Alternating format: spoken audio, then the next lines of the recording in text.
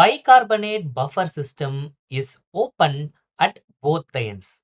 Let us try to understand this statement. First of all, look at the components of bicarbonate buffer system. Water reacts with carbon dioxide in the presence of carbonic anhydrase enzyme to produce carbonic acid, which rapidly dissociates into bicarbonate and H+. Based on Henderson-Hasselbalch equation, pH is equal to pKa plus log of bicarbonate concentration and the concentration of H2CO3.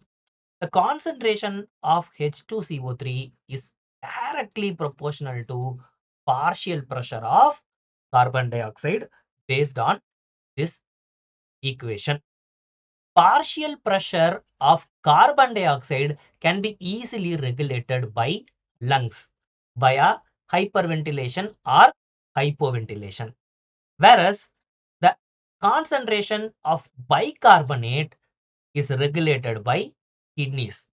In addition to H plus excretion, bicarbonate can also be excreted by the kidneys when not needed. When needed, bicarbonate is reabsorbed as well as there is new production of bicarbonate in the kidneys.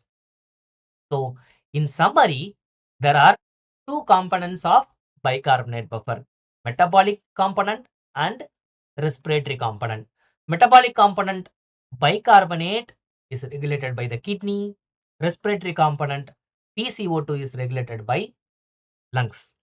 So both these components, lungs, kidneys, right?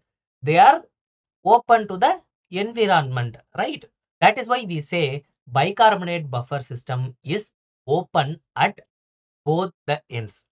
Because of this only, it is very easy to regulate the components of bicarbonate buffer.